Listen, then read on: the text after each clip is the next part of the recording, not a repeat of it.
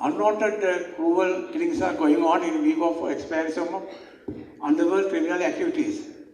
Supposing if you become a executive ruler of this country, do you have an idea of reintroducing capital punishment to eradicate? I don't say that, what do you call it, reduce such criminal activities in Sri Lanka. Thank you.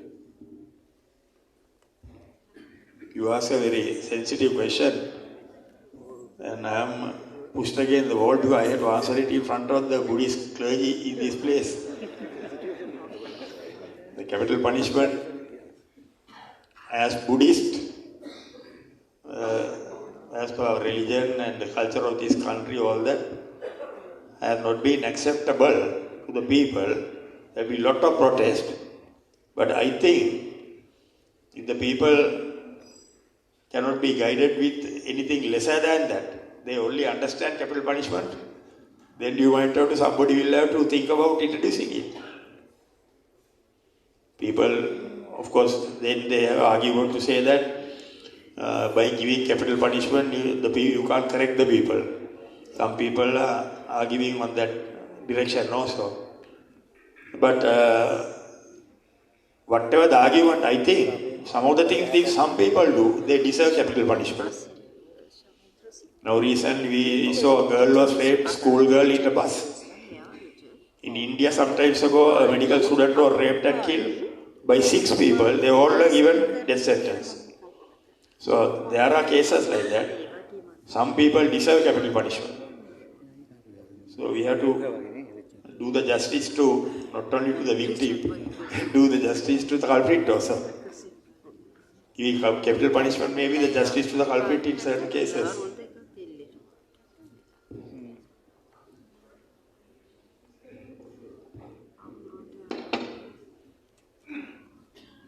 Okay, a few more questions, maybe 3 more. Good evening. Good evening, Field Marshal and everyone. Myself, Natali. I'm a young political activist, age 24 years old. So my question is to Field Marshal. As a visionary, pragmatic leader, I think you're the best person to ask this question. Sir, as a young political activist, I would like to ask you, as we all know, our political system is filled with corruption, cronyism and nepotism. What are the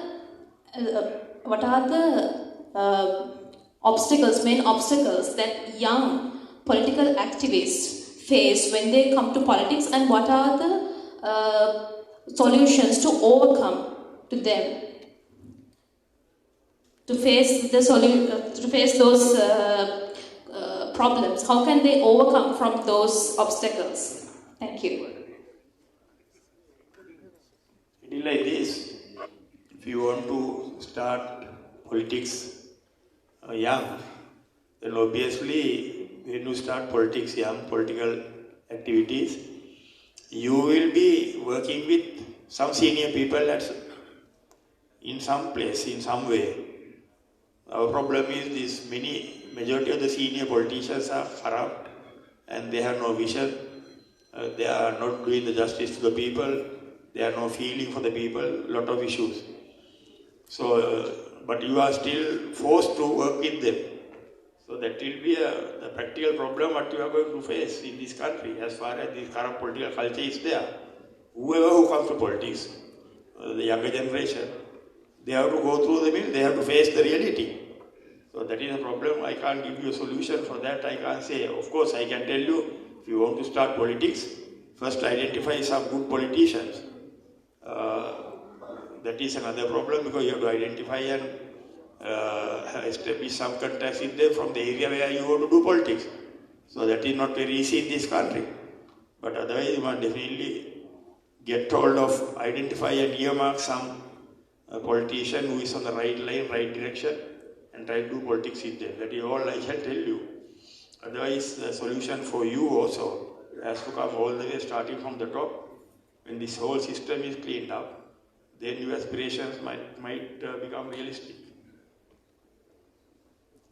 Good evening. I am Dr. Ashok Senior Medical Specialist in the country.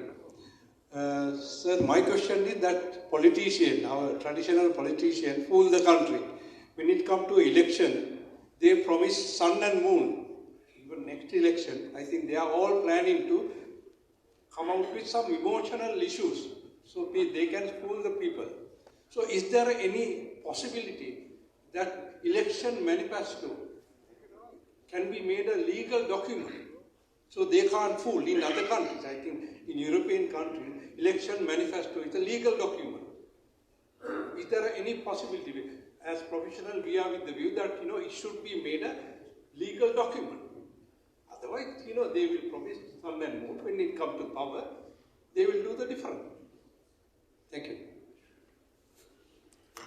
Of course, this is a practical problem.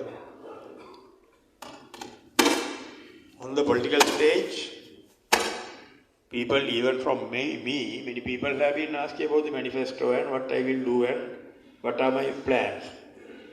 So, because some people expect manifesto to come out, the politicians, although they know very well they can't do all that, they try to come out with various beautiful manifestos. They give whole lot of beautiful promises. Because they know some people will listen to it and vote for it.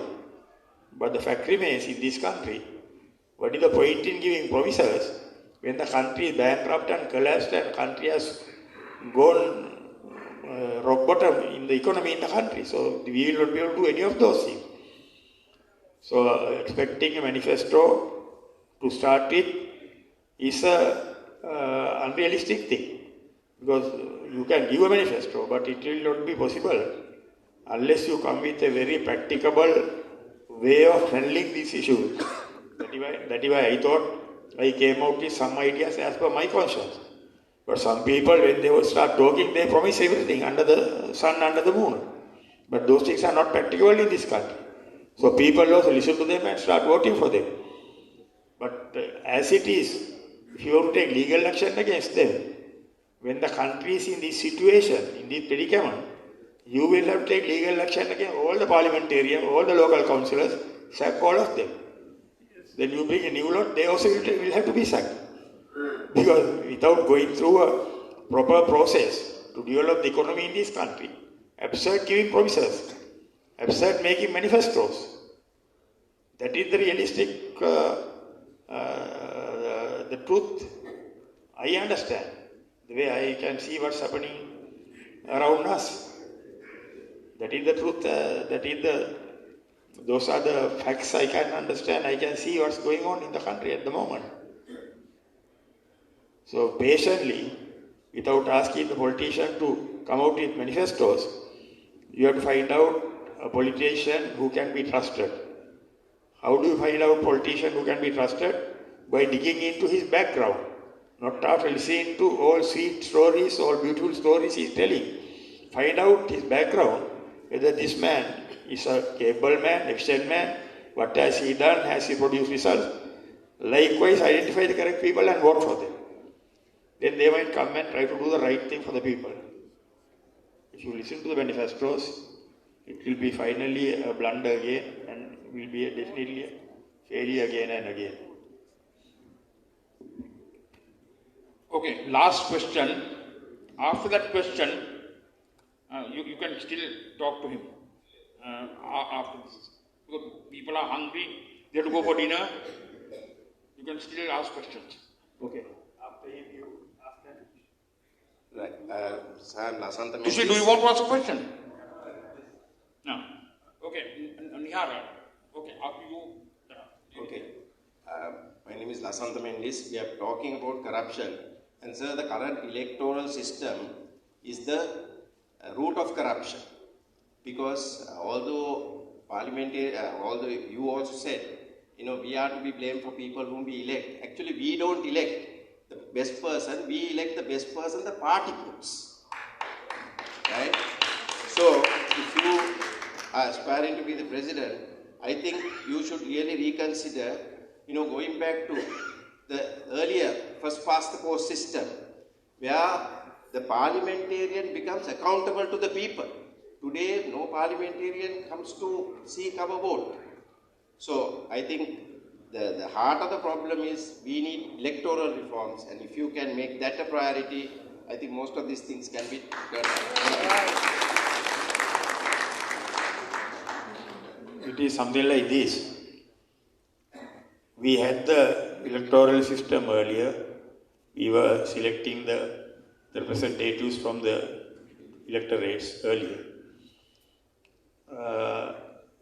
Before JR came into power, we had a government, the opposition was a minority party. Because in this country there is a practice, whether it is this present system or the electoral system, people have the tendency to vote in a trend. When they get fed up of the government, they vote for the government. Other parties to be into power, they don't bother to find out whether the candidates are suitable or not.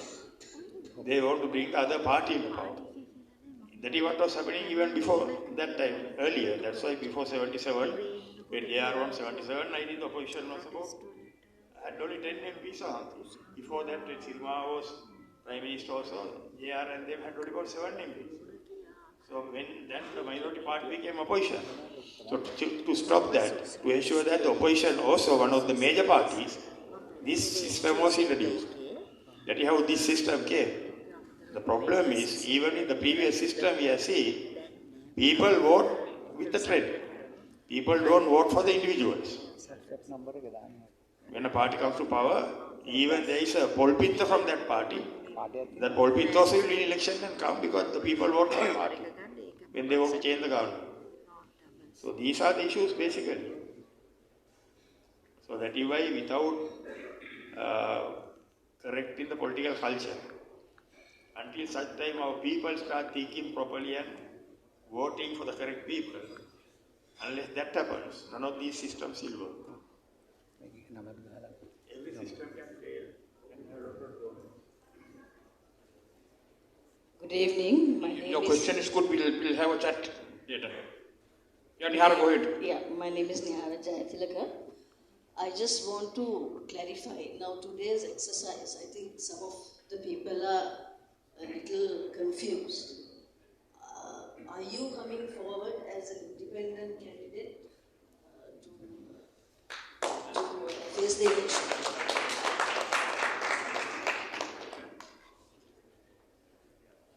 Actually, madam, I didn't come here to canvass for myself. I came here because Richard invited me to come and deliver a speech about the situation in the country. In addition to that, my experience during the war. I am in a party already. I have a leader in that party. I am the number 2 in that party. So in this country, to do the politics, as I said earlier, there should be democracy, there should be people representatives. For that purpose, there should be parties, and the parties will have the nominations. So therefore, I am forced to remain in the party and then contest elections, general elections on the party, and then come to parliament. That is the practical situation in this country. We have to work within that scenario. But whether I am contesting as independent candidate for the presidential election, if I say that now, by the time I go home, my chairmanship of the party and all that will be over. So I am abided by a code of conduct in the party. There is a constitution in the party. There is a discipline structure in the party.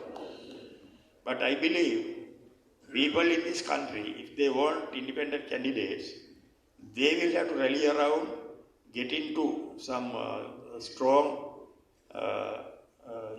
entity and think of independent candidates like that.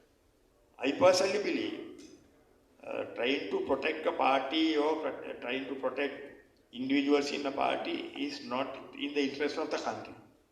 In the interest of the country, people should be able to identify good leaders and bring them into power. So in that process, I am end up somewhere, some stage. That is a altogether acceptable case, provided that is the requirement for the country and the party, country and the people. So I think that is the the biggest answer I can give to your question. I can't give anything else for that. Thank you. Okay, we have come to the end of this. Before giving the vote of thanks, I also like to have the last word. Right?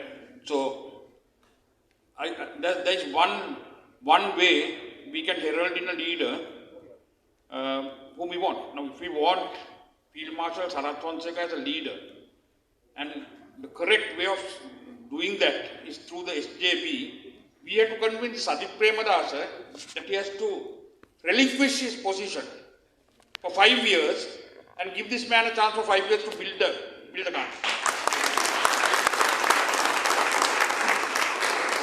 So if he doesn't see that, he can say, I'm not governed by his party. I'm entitled to speak my word and my opinion. So that has nothing to do with him. I wrote an article recently, that's my opinion, not his. So we must seriously think of going forward that way. And I shall wind up by saying thank you very much for coming. That's an Anandian trying to interrupt the Omiya. So ladies and gentlemen, I wish you all the best for your future and your aspirations, for your children and your future generations. That's what I'm all about. And thank you very much for spending a lovely evening with us. And enjoy a light dinner. And you're free to come and speak to him and ask any question, pose for a photograph, and hope that he'll be the future president. That's all I'm saying. And this gentleman here, we can talk a lot about your reforms. Thank you very much.